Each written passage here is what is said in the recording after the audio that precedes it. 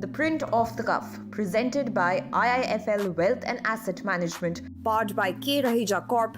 Corporate partner AU Small Finance Bank, in association with global insurance brokers, airline partner SpiceJet, in alliance with Indraprasth Apollo Hospitals.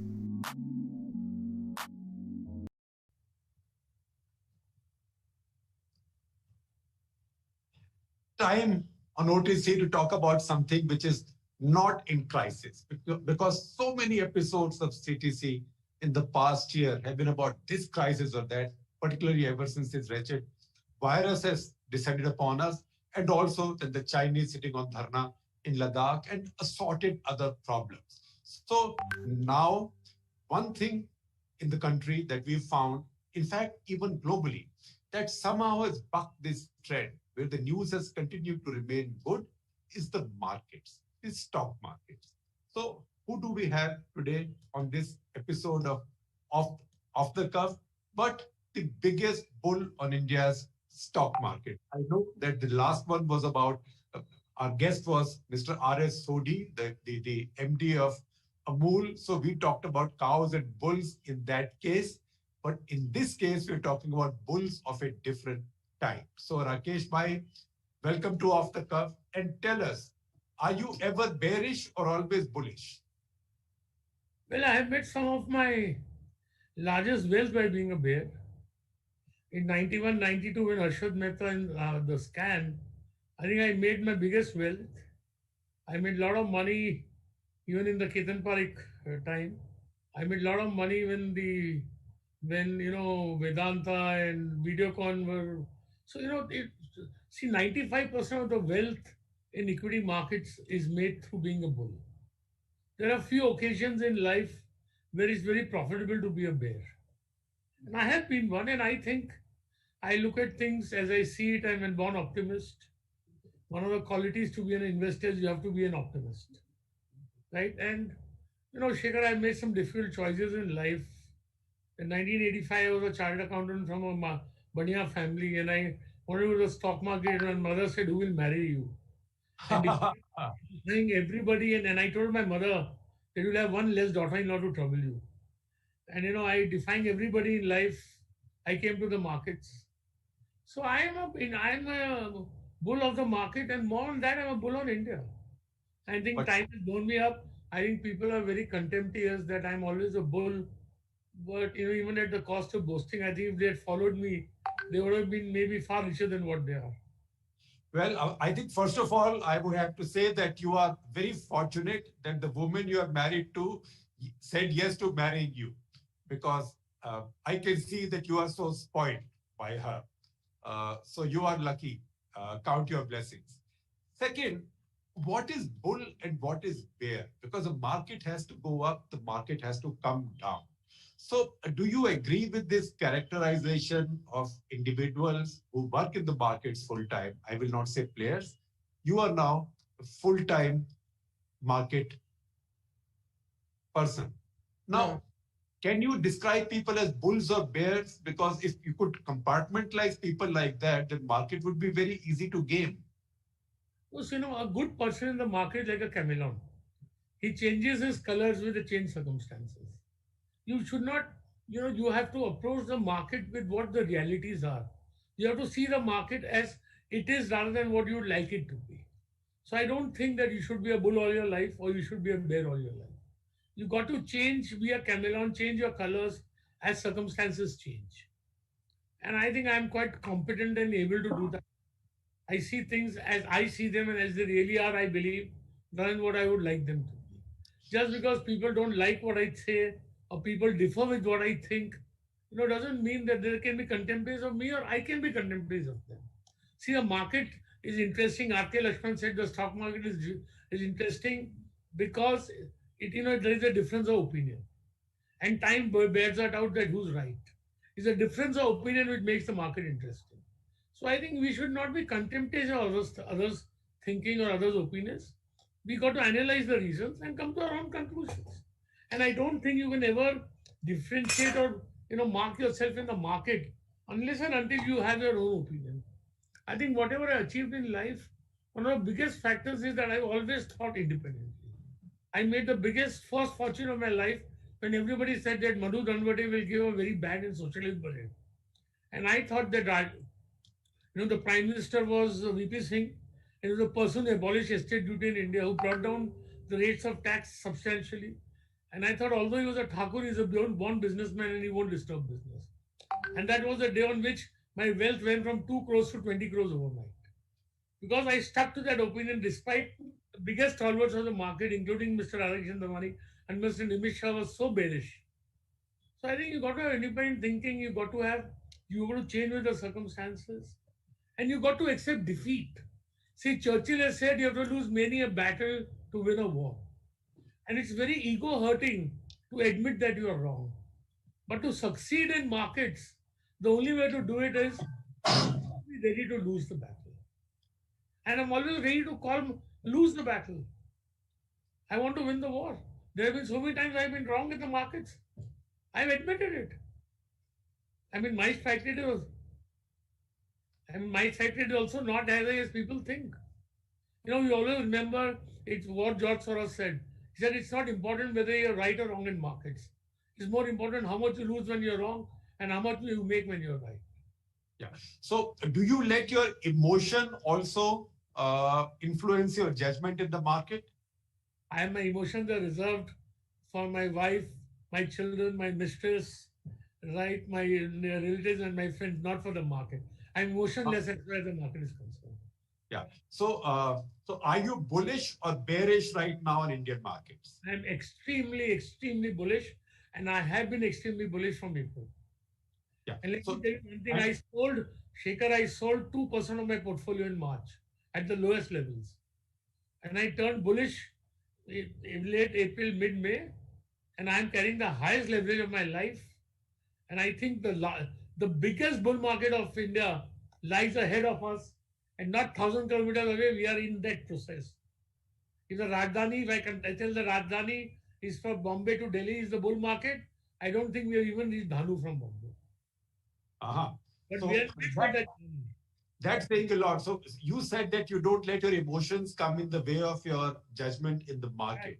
Right. So I will take it one step further and I will say you don't let your voting preferences also to influence your view on the markets. See, I'm a patriotic Indian, but I don't mix business with patriotism. Neither do I mix business with pleasure. Business is business, right? And there is one difference between me and most Indians.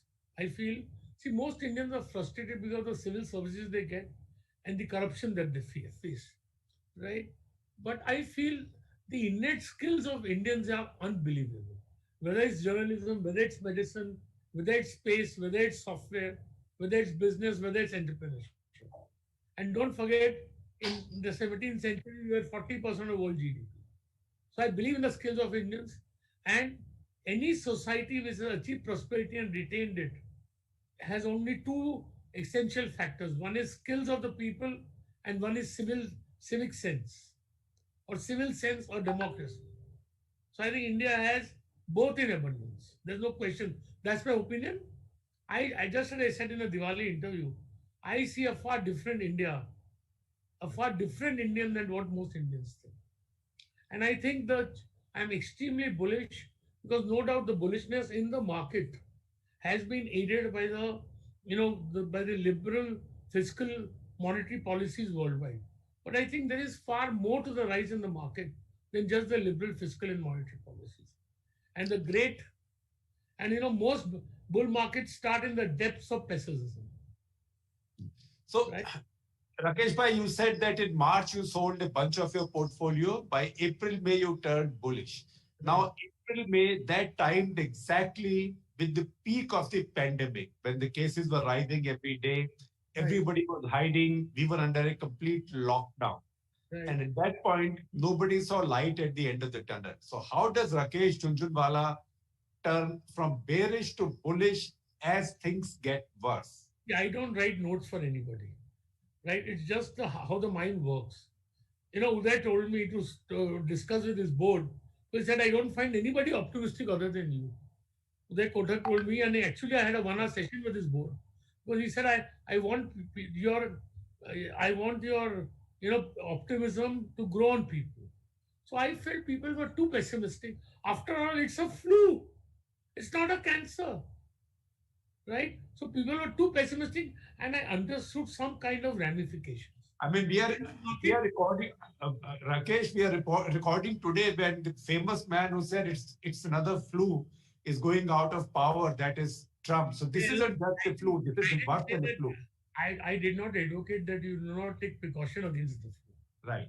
right? And see, the maximum fear of a problem is when you cannot understand the size of the implications of that problem. And the way the market rebounded, right, it gave a message. The market always gave a message.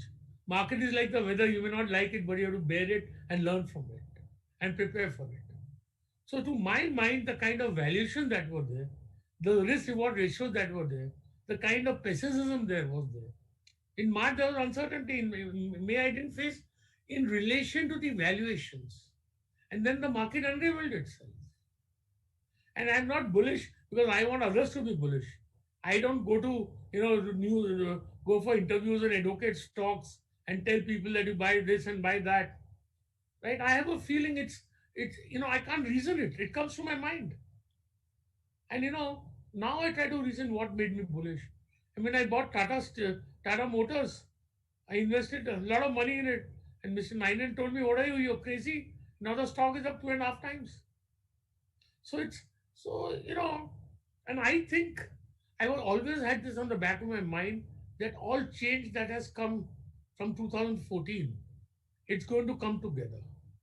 People don't understand Jan Dhan. People don't understand Aadhaar. My help today has a passport. He has an identity. He used to pay 5% transfer money. Now he doesn't pay anything. So therefore, the change that has taken place through RERA, through the insolvency, through the way we are dispersing subsidies, the way we are trying to create ease of business. I think, I said in the NRI meet, what did America give the non-resident Indians? A platform? I think India is giving a platform today. How could I have earned wealth if I did not have the platform of India? So that is where my bullishness basically stems. I think if we grow, I think we'll grow 7% negative this year. Real, right? Next year we'll grow 10% positive. And within 3 to 4 years, I see double-digit growth in India. And I agree to disagree. I may be wrong, but that's my opinion. Yeah. And I put my money where my mouth is. So you go by instinct. So if you were playing cricket and you were a batsman, what would you be? Would you be Virender Sehwag or Tendulkar or Pujara or Dravid or Kohli? What will you be? I will be Rakesh Jhunjhunwala.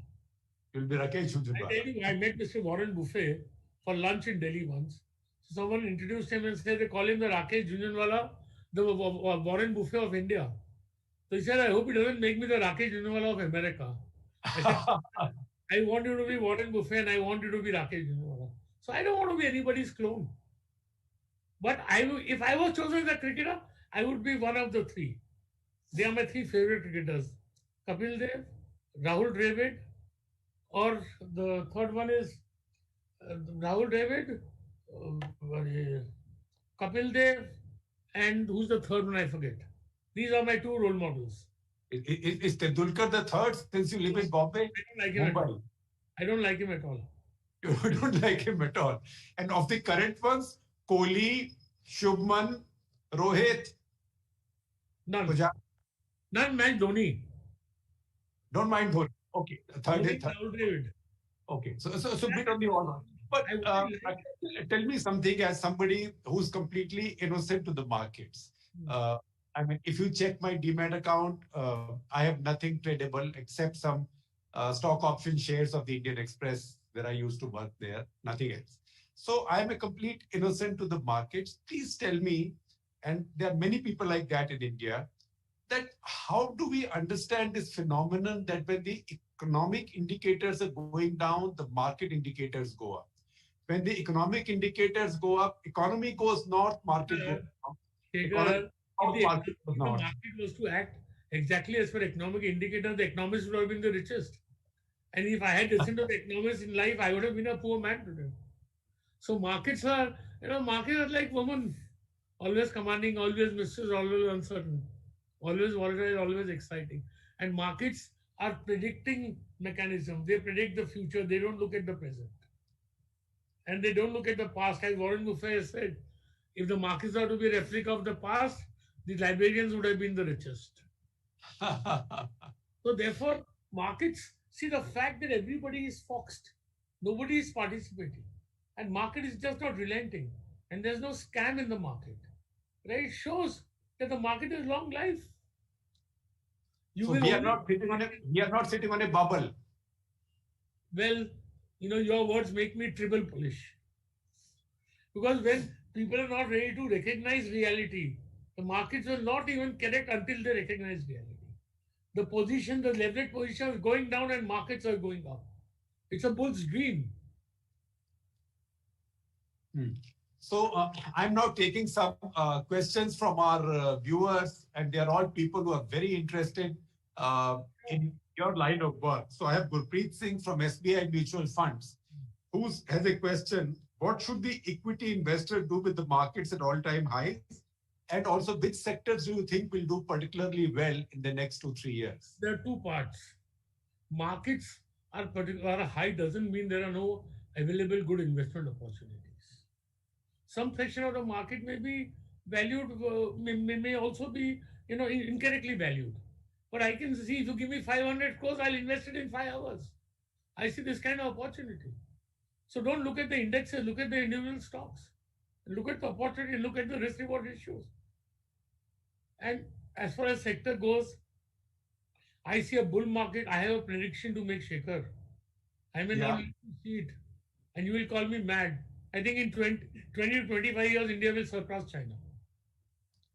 Right? And I see this kind of bull market in India.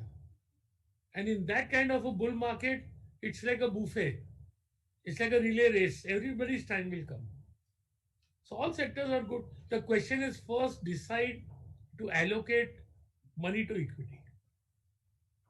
And then learn to invest it in a mature manner. So I don't want to invest on stocks. I don't want to advise on stocks. I don't want to advise on sectors.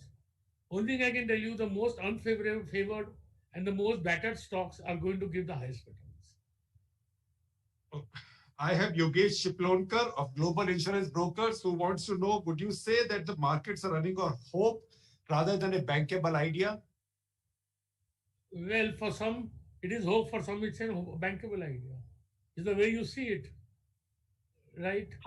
How do you see it? I think markets are absolutely firm wicket on reality. Market has gone up from 7,500, nearly doubled. Markets could correct. Suppose it goes down 10%, what difference does it make in view of the game? But I can be sure market's not going to reverse the bull market. Right. Rakesh, you said that in 25 years, India will be ahead of China. I hope you are aware that, or you're conscious, I know you're aware, that China at this point is 5 times of India. So when I came to the market, there were thousands of people who were richer than me. My best friend was 50 times richer than me. That doesn't mean I couldn't get rich or I couldn't overtake him. So that the fact that someone is going ahead in a race, he cannot be caught up and overturned, I don't believe that. You don't believe But that? don't forget one thing. China's debt to GDP is the highest in the world. That's right. We don't know what kind of social unrest will come in China when. And China is a naturally aggressive nation. So, there are certain things which will take India ahead. I think there are certain things which will take China behind. Okay. So our managing editor, YP Rajesh, wants to ask you a question. I asked you sort of in a more prosaic or elaborate way, but he asked a sharp question. What's the one philosophy that's been your permanent guiding light in the markets? Guru Mantra de do, Rakesh. The means are as important as the ends. In life, whenever I do something, I first understand that am I using proper means? Then there are so many things, there are combination of things. Independent opinion, seeing things as it is, reading, understanding change. Because the biggest opportunity comes in change. And of course, lady luck. We are what we are with the grace of God and the blessing of others. Yeah. India's bullishness. If India had not grown, The markets wouldn't have grown. Corporate India wouldn't have grown.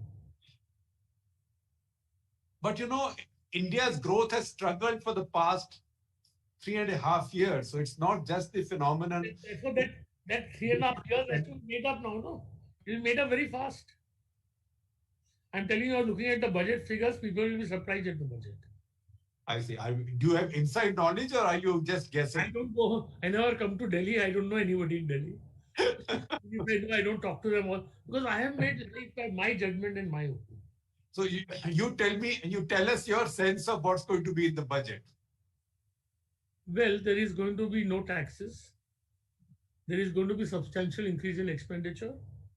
The current year's fiscal deficit will be about 6.5-7%. I think next year they'll peg it at 6%. And in 2020, government expenditure was 27 lakhs. I think this year will be 31.5, 32 lakhs. Next year will be 37, 38 lakhs. Okay. So I will take one more question from R. Talwar of Global Insurance Brokers, who says the dollar has become non-existent in Chinese trading and the US dollar may fall strongly against the Chinese yuan. And it may affect global markets. Now, this is Latin to me. I don't understand. You understand? It never happened. Nothing has happened. All rumors. First of all, it goes on to say all global markets were stunned by the decision of e-renminbi, which is set to become first digital currency operated by a major economy. Will this have an impact on India? First of all, you cannot, a country has to be transparent. A country has to be non-aggressive. A country has to be democratic for its currency to be accepted. And you are talking of cryptocurrencies. If the dollar, which is the world currency today, it falls or rises by 2%, it's world news. And the cryptocurrencies fall 20% a day, and they can be currencies. You can believe it, I can't. So you are not quite... Because people are not happy with the markets going up. They are finding all kind of dangers, all kind of reasons, non-existent. You are not a Bitcoin person. You haven't bought into the idea of Bitcoin. I will never buy it. Will never buy it. Why? Because it cannot be a currency. First of all, no sovereign in the world is going to give away the power to issue currency. Right. Right. And second thing is there is so much fluctuation.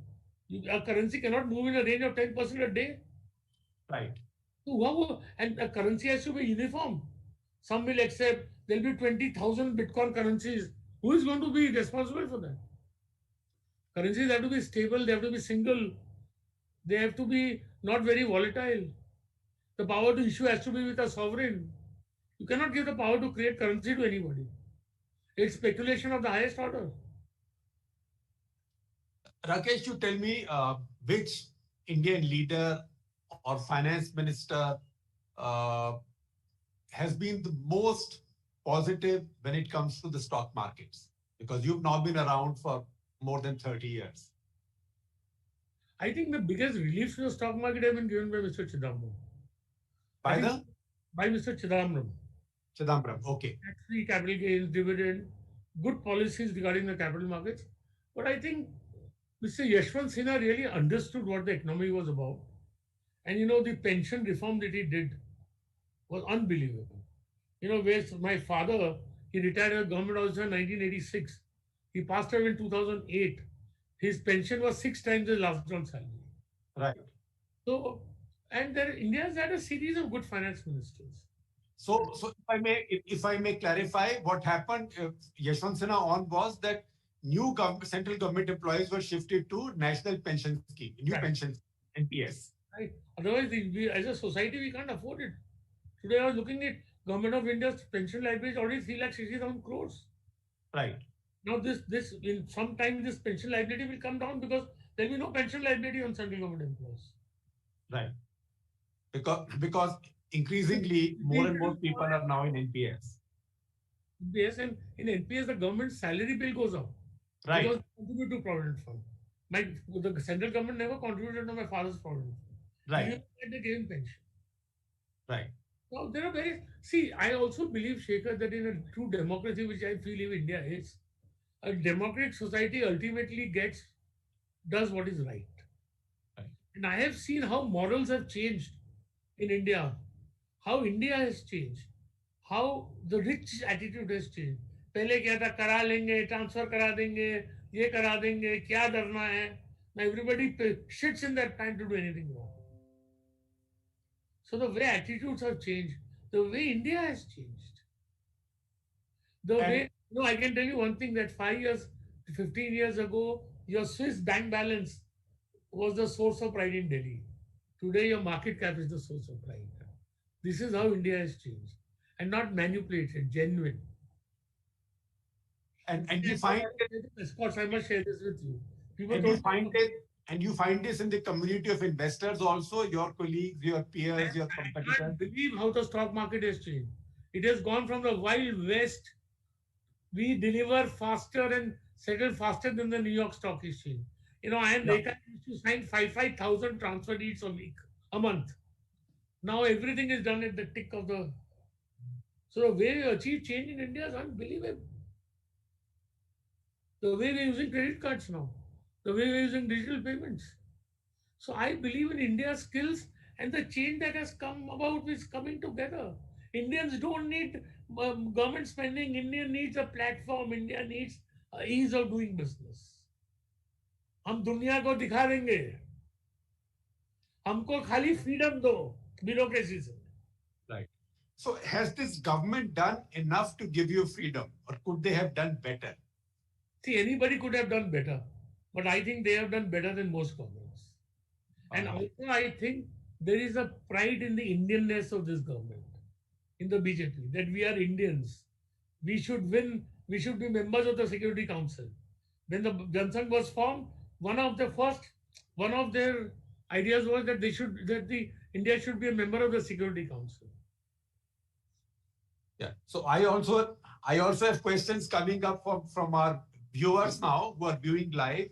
So there's Pranav Patel, who wants to know what is the next Tata Motors. Well, see, I don't advise anybody any stocks, because Shikhar, what happens? I ask you to buy a stock. Now something changes. It's uncertain world. I sell tomorrow. Can I know who has bought because of me? And you cannot make money on borrowed knowledge. And tips are injurious to health. So I request Mr. Patel, first decide to invest. And investing is a professional job. Leave it to the experts. So KK Rajesh wants to know, again, one of our viewers on YouTube, KK Rajesh wants to know, simple thing, what is your advice for a novice investor? Invest through mutual funds or sign up with an advisory? Invest in mutual funds. Invest in mutual funds. And what is the reason you say so? Do SIPs. Invest it every month. In mutual funds.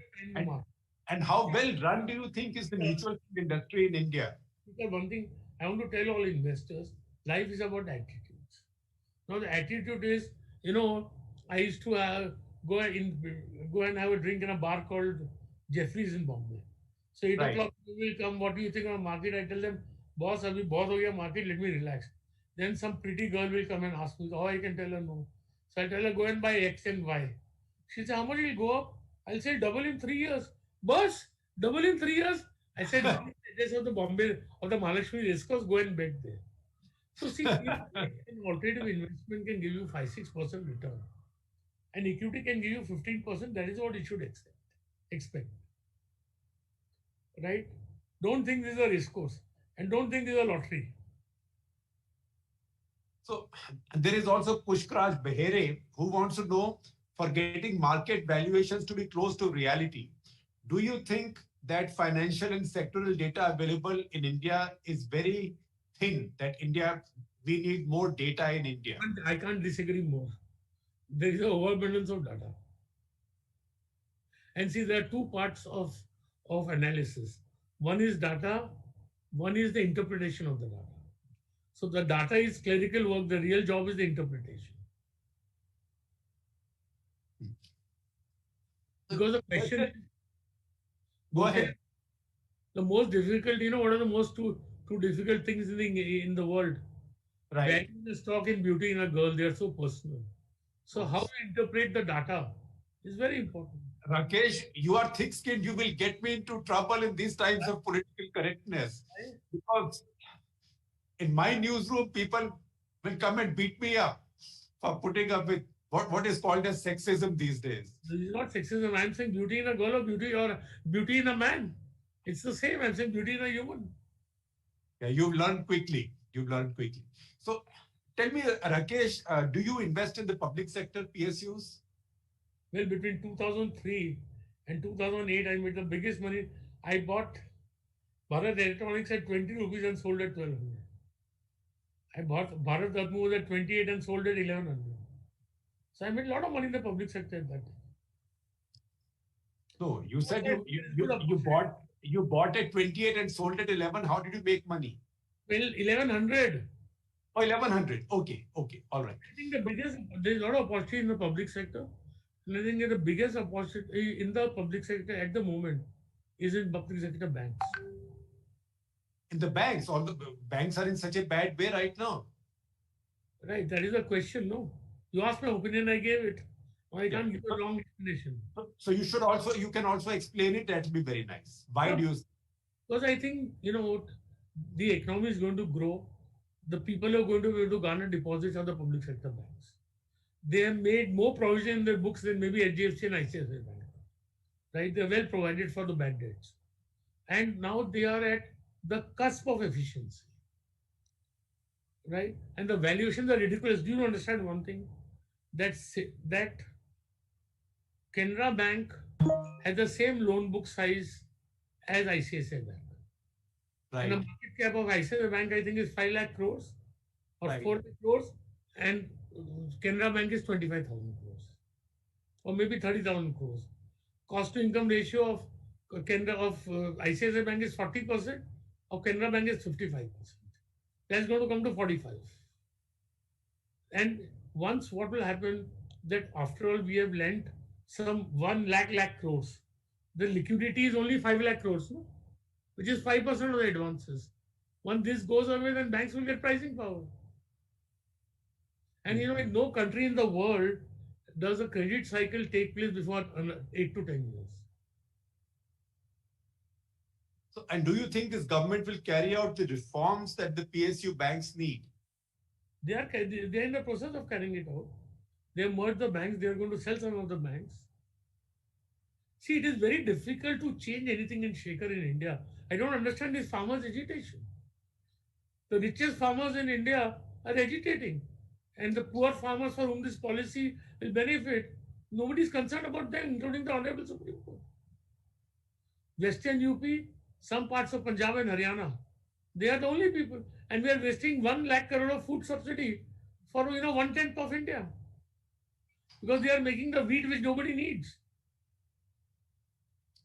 More than wheat. There is so much vested interest in everything in India. So change anything or reform anything is so difficult. And the farmers' agitation are the biggest example of that. I mean, look at the way Mr. Gulati is one of the most respected agriculture economists.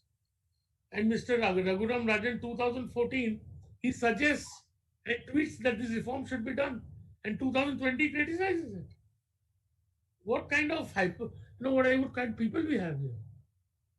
Oh, actually, I have to say that both Ashok Gulati and Raghuram Rajan have been on off the cuff. And while you write about Ashok Gulati, Raghuram Rajan does not criticize the reforms. He says that this was done by Jhatka. This could have been done more gently or through persuasion. Does Mr. Raghuram Rajan have one good word for anything India has done in the last 5 years? No, Except for what? I don't think he has a good word for India. I want to take him up. He does nothing but criticizes. I would love to put you and Raghuram Rajan. I would love to. Together in an argument. That will also be everything is his darkness. He sees no light. Also, Ramya wants to know, my colleague Ramya Nair, you have recently backed a gaming venture. Do you think that gaming will be the next big industry that comes up? It already is. I can see my wife. She doesn't use my digital medium, but she plays on the phone.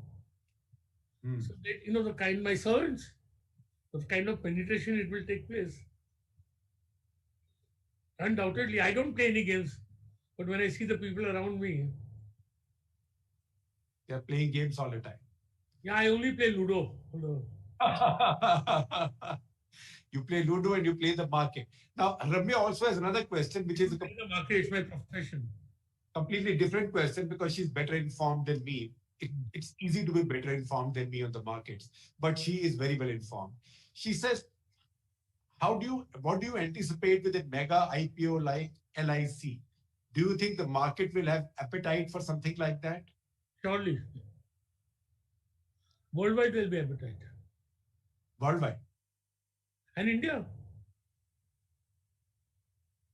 And will you be moving some money there? Well, I don't know what I'll be doing. And I don't comment on specific opportunities. Generally, I don't put money in IPOs. Yeah. So I have Girish, you don't put money in IPOs, okay. Generally, I don't.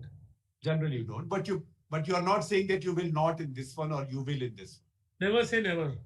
Never say never. Okay. So now I have Girish Patil, who asks a good academic but important question.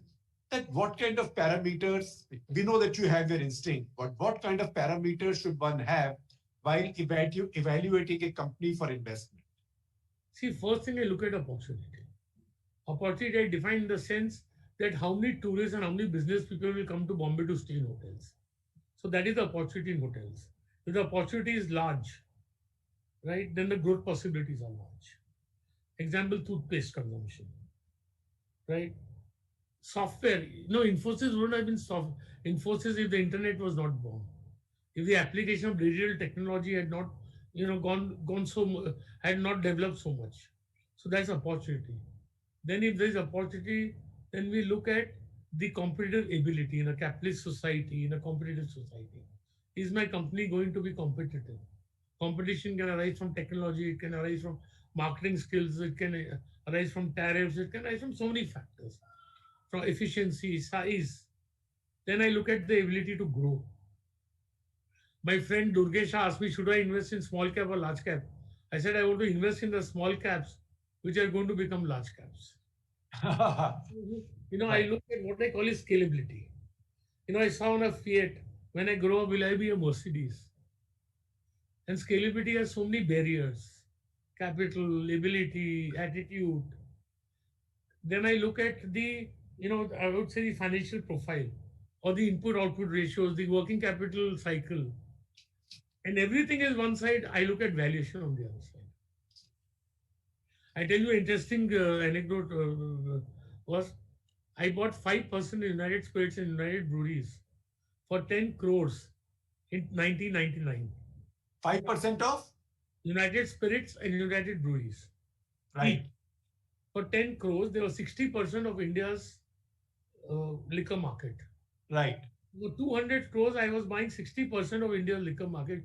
Everybody told me, Vijay Mallya, this, that, you'll never earn money. Sir, I sold my stocks for 150 crores in 3 years. So look at the valuation.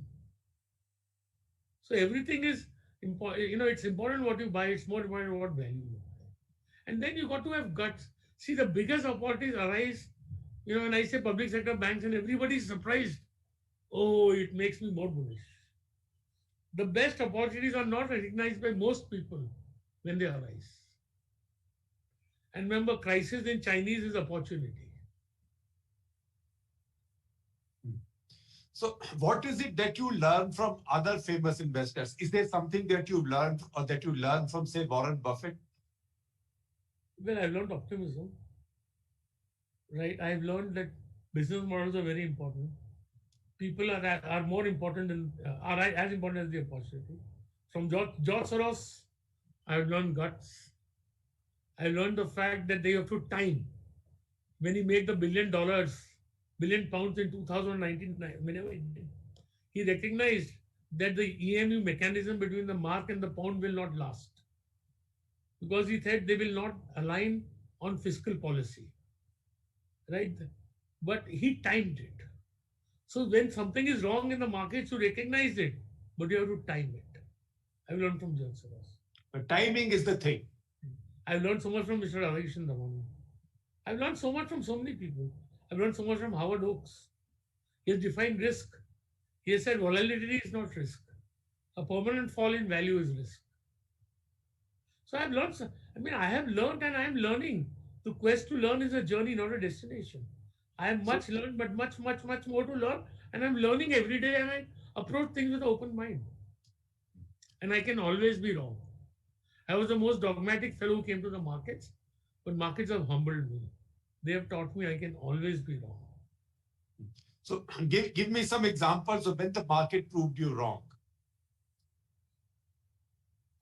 Well, markets, general movements have not proved me wrong, but individual scripts have proved me wrong. I made far more mistakes than people know. And I'm not afraid to make a mistake. Because if I'm afraid to make a mistake, I'll never act. Only I want to make mistakes which I can afford, so I may live to make another one. So will you mention some specific mistakes that you made in the past? See, I don't want to give, I have sometimes, on a blink of a good performance, trusted many entrepreneurs blindly. And the biggest mistakes I've made is in trusting people. Then Trusting yes. and then having an inertia about it and not acting about it. Yeah. Because when I lose the trust of a person, I'm not afraid of losing money. God has been kind. He has given me far more than I need. Wealth also has a purpose. And I define a rich person as one who has more than he needs. Right? So, when I get mistrust it, it makes me very disappointed and very apprehensive and emotionally very disturbed. I don't mind losing money, I don't mind making mistakes. So generally, people who are in the markets, that there's an impression that they are very cold-blooded, they are very brutal, and this has come from Hollywood movies as well. Greed is good, right? How accurate is that characterization? As long as the means are right? These are markets, this is not charity, boss. This is competition. So as long as I use proper means, I want to own all the wealth of the world. I have right of all greed. But the means that I use should be legitimate. And I judge my means by the spirit of the law and by my conscience. If my conscience says what I'm doing is right, and I'm following the spirit of the law, I have right to be greedy. I have right to try to earn the greatest wealth in the world. What's wrong? So I have a question. I did not forget one thing, that the worst of the mistakes are made in the best of the times. So that greed accelerates and ends in tragedy when you think everything is permanent. Just because I had a great time from 89 to 93, from 93 to 2000, my portfolio didn't go up at all. So, don't take anything for granted and don't get used to something. All success is temporary and transient. As is all failure. Absolutely. So I have Prasenjit Mandal, again one of our viewers watching us live, who wants to know, it's a tricky question, what do you think of the performance of the current finance minister? Well, I think fair enough, not good, not bad.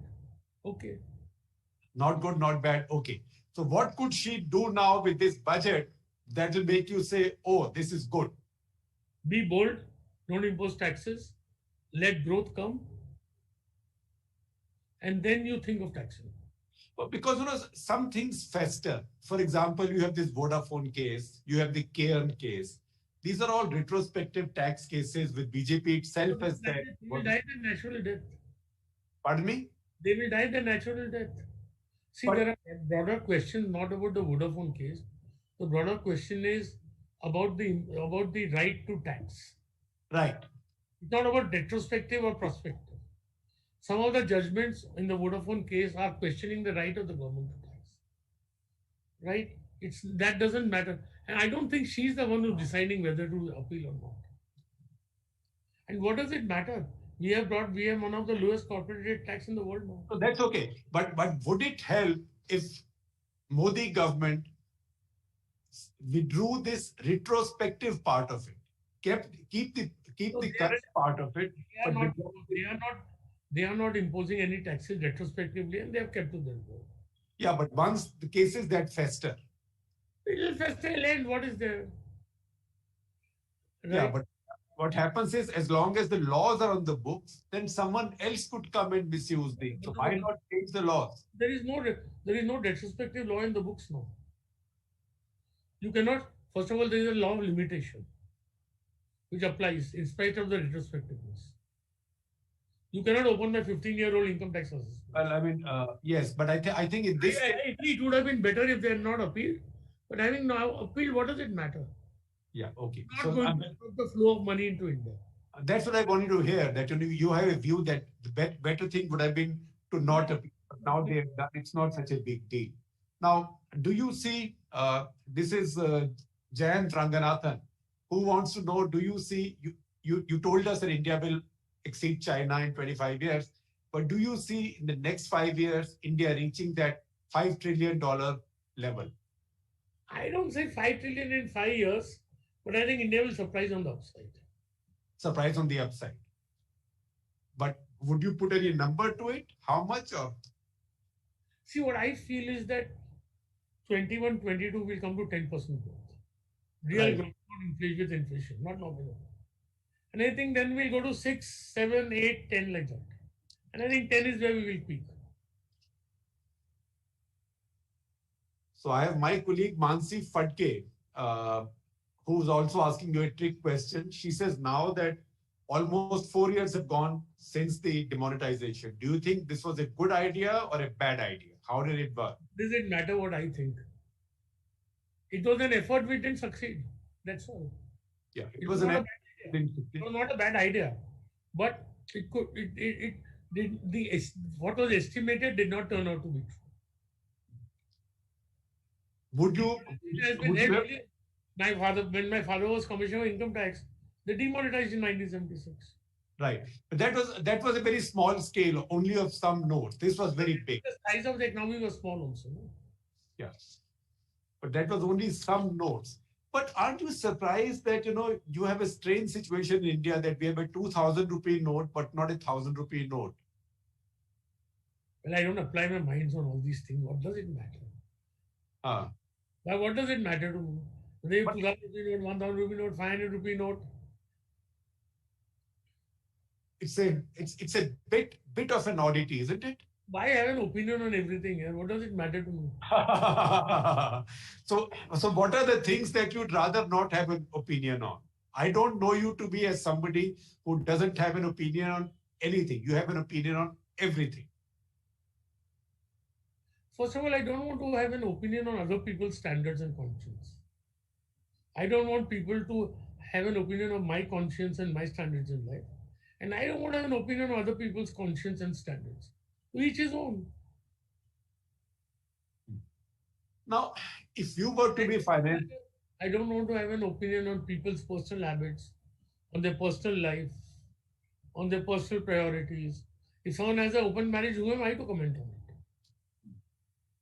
I'm a liberal. So that is, I don't have an opinion on anybody, whether he's gay or whatever it is, that's their life. So I don't want to, and I don't want to have an opinion on anybody's religion, on anybody's thoughts, unless and until it infringes on other people's opinions, other people's religion, or freedom of thought. will you give an example of that? Will you illustrate it? See, I asked Mr. Ratan Tata that you are also a minority, no? What is the problem you have in this country? I want to ask a Jain, I want to ask a Buddhist, I want to ask a Protestant. But I have a problem if Islam or Catholicism wants to convert Hindus. Right?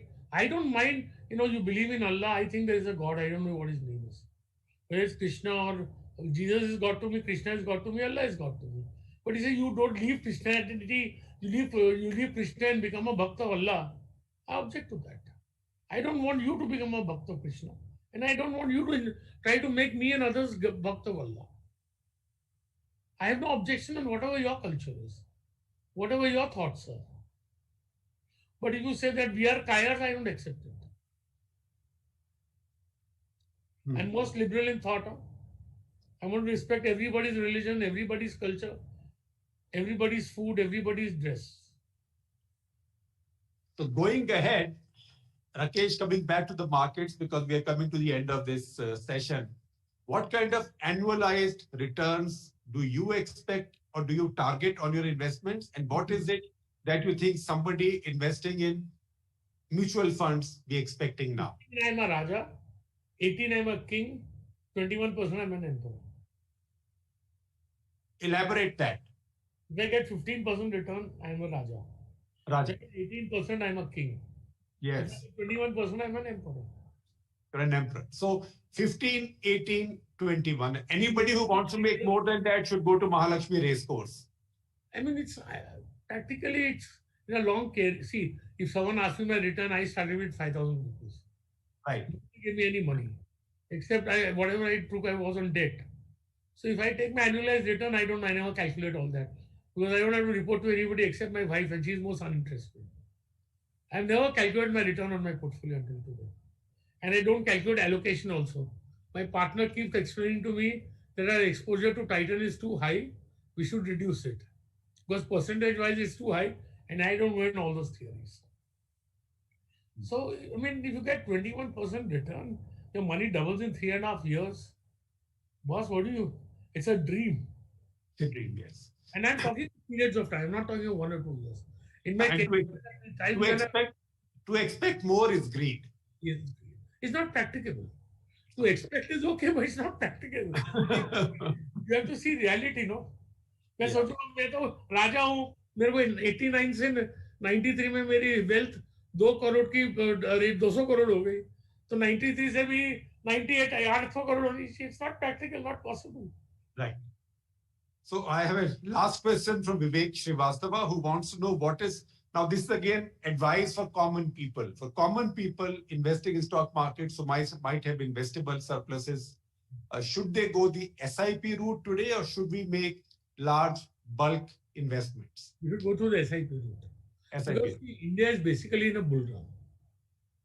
Right? It's very difficult to time markets. Right. So every month you put your money in an average. And there will be times when you should withdraw also. Or you should stop putting in withdraw also. Right? But I think India, the greatest bull market India will ever see, is ahead of us, not behind us. So right now you will say is not the time to withdraw. Not at all is the time to put. Time to put. So I think that's a good note to conclude this session on, Rakesh. Allow me to ask one question. Sure. What do you think of India's economic prospects and what do you think of this government's contribution to the economic prospects? Well, this is, you are reversing this, so maybe we'll need another session for this. But I would say that this government has done a few very good things. For example, the bankruptcy process, very good idea. The fact that this government is now going out to privatize some big PSUs, a very good idea. Some of the things like, say, e-assessment of your income tax returns, a very good idea. But at the same time, the government has not got a lot of things right, particularly in detail. I think these sudden shocks to the market like demonetization, bad idea. Poorly thought through, and it also knocked confidence a bit. The new protectionism that's coming in, the increasing duty protection for Indian industry is not a good idea because that will give impetus for people to be non-competitive. Enterprise works much better when you are competitive. So I think it's a mix, but I do think that at the same time, on the positive side, they've kept fiscal deficit in control and they have kept inflation in control. Once again, if you ask me for the good things they've done, and I know that this is a very unpopular thing for me to say, and I will get trolled for it, which is that this government continuing to raise excise on fuel is a good idea. Because most people who are paying that tax are vehicle owning people. So we are not taking it from the poor. Now, government may be taking it from the middle classes or lower middle classes and using that money to give to the poor. So there is a bit of a Robin Hood effect, but I don't think that in this time and age, carbon should be made cheaper. And what happens is you make it cheaper, tomorrow crude prices go up, you get into trouble. So I think if several things are good, but several things are problematic. And I do not like this excessive emphasis right now, the kind of, I would say, obsession for Swadeshi and Atmanirbhar, because they cannot do it this way. But, let us see how things go. Let's look at the good side and hope for the best.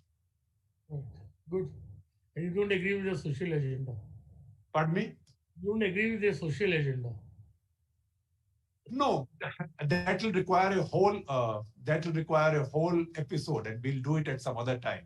Because right now, Sure. politics comes in. You look at, Sharing a single malt with me again. yeah. See, if you ask me in one line, my view would be that no economic growth is sustainable without social cohesion. So as long as social cohesion is there, you're fine, but you have to see how social cohesion is to be maintained. So I think on that note, we should conclude this session. Rakesh, thank you very much, and thank you for your patience, and thank you for your positivity. We have to be positive, otherwise I'll put my money in the Reserve Bank. Well, thank you very much. Good luck. Shikhar, I want to tell all your hearers, I want to tell every Indian, believe in India, my friend, not because you're patriotic. Because realistically, if I look at, not because if you look at journalists, I look at doctors, I look at software engineers. I look at entrepreneurship, I look at teachers. What is it that India doesn't have in skills? What we need is a platform will take the world. Look at these 21-year-old boys, wherever they come from and won the test match. It makes my pride as an India. Bharat माता की जय कि भारत माता ने ऐसे लोगों को cricket में ला पाए जिनको ऑटो रिक्शा ड्राइवर थे. It makes me more proud that a poor man's son could play for India and make this country proud. As an Indian, I feel so much for the victory and I feel so much for those boys. If we didn't have a good society, they could have never come out. So I think that is the most. Believe in India, sir. Believe in India. We will succeed. So that's our common vested interest. So let's don't all blame the politicians and don't blame others. Look at yourselves. Yeah. Look at what you are contributing to society. And look at the means you are using. I think that's a brilliant note to conclude this session on, Rakesh. Thank you very much. It's been. I'm sorry if I offended anybody. Not at all. Not at all. This is a wonderful conversation. That is the spirit of Off the Cuff. Thank you. Thank you. And wishing you good luck and wishing you all good health. That is the most important thing. Now, this year has taught us that health is something that we tend to take for granted. I have 3 aims in life. One is my health. 2 is I want to be a better human. Right? And 3rd is I want to give. You want to? Give. Give. I pray to God that you are the giver of wealth. God, give me the power to give.